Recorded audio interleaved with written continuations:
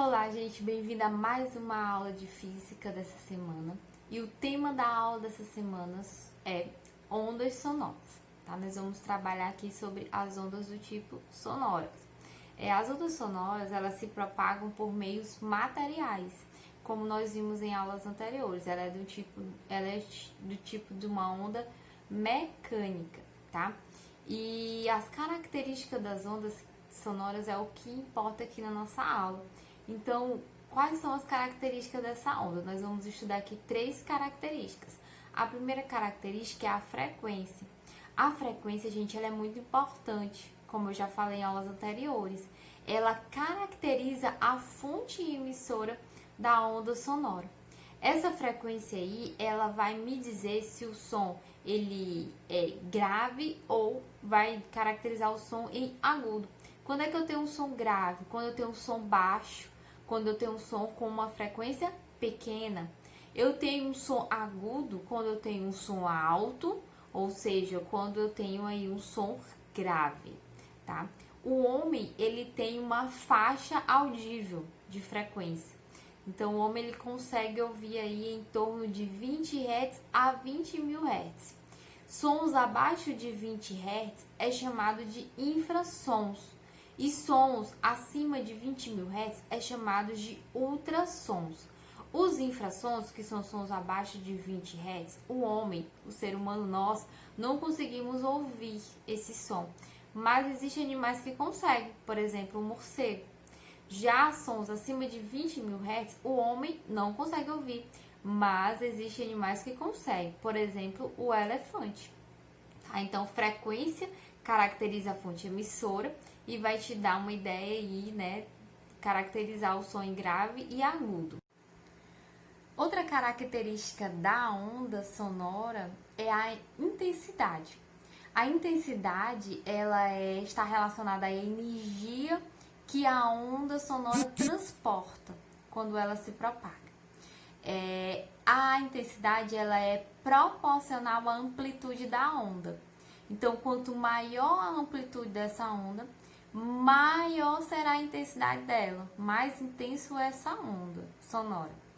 Quanto menor for a amplitude da onda, menor será a intensidade da onda. Uma observação a fazer.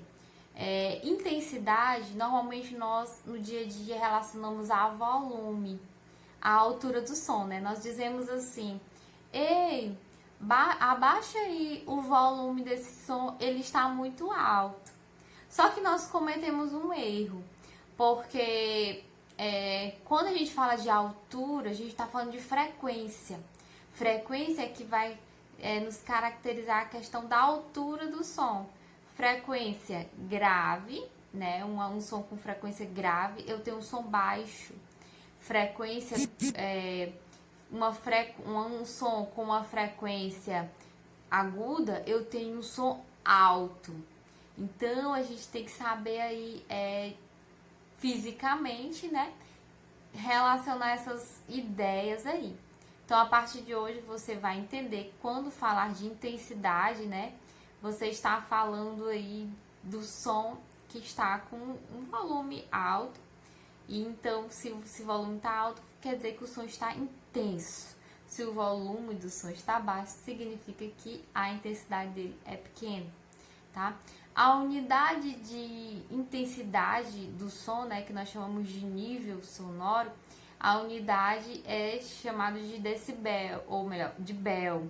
Mas a unidade usual que nós usamos aí no cotidiano é o decibel, para medir a intensidade do som, tá? A unidade utilizada para quando a gente vai medir a intensidade do som. A característica é a reflexão do som. A reflexão do som é um fenômeno que a gente observa aí quando o som ele é refletido, ele bate em um obstáculo e ele reflete e vai até a fonte emissora. Então eu tenho a produção do eco, tá? O eco é aí uma reflexão do som. Para acontecer o eco, precisa-se de umas condições assim ideais, por exemplo, tem que ter uma distância mínima.